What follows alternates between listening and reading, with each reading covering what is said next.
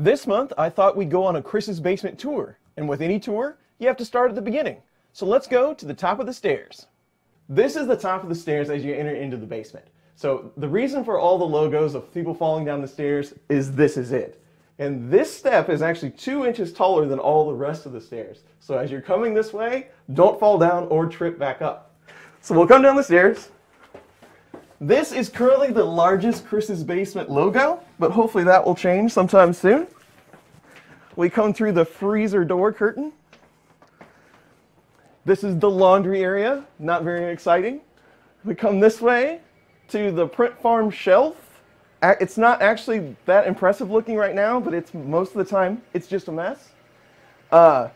There are actually 19 3D printers around here at the moment, but not a lot of them running. The hang printer is still here, but it will be moving to the shed sometime soon.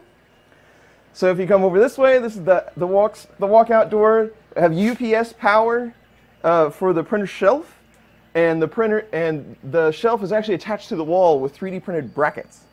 And over here, we have the MK3 with the MMU on top of my Rhodes piano. It's not really functioning as a piano, but that's the only place I could find to put 5 spools of filament.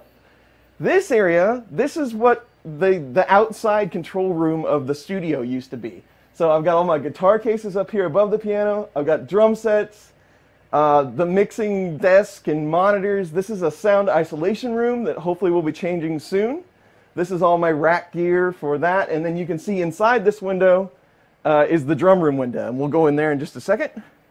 Now, this is the lack enclosure with my MK2 in it. The MK3 usually sets under there, but it's on MMU2.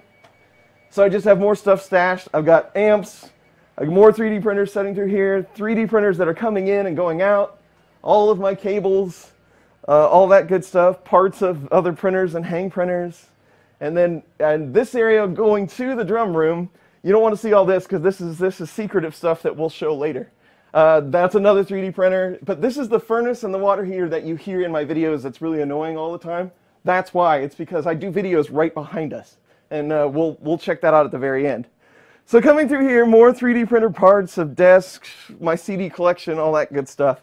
More guitars, more amps and stuff over here, and then we get into the drum room area. So there's not a lot of light in the drum room, but again, there's a window into the control room. And the kit pretty much takes up the whole room, and I've got storage and all the electrical panels and everything, more amps, more guitars, stuff that I need to clean up. So then we'll go behind that way, and that's where I actually make the videos. So the curtain idea was Sean Connolly, actually. He had this idea for sound deadening. I was trying to get some of the sound away from the furnace. So I have curtains here to isolate all that. So as we walk in here, this is where all the videos are made. So the shelf, you can see up and down the shelf that you see behind me all the time. All the storage. This shelf is always a mess, full of stuff, waiting for videos, waiting for who knows what. I'm always fired. And this is what the stage actually looks like. This is what I see when I'm making videos. I have a 32-inch TV for chat. I've got the lights, I've got a microphone in case there's somebody else that comes in, and all of these are Logitech C920 webcams. And that's how videos are made in Chris's Basement. And that's it. I hope that gives you a better idea of what happens every day here in the basement. A big thanks to all my Patreon supporters. These videos are just for you, and I'll see you on the next coffee break.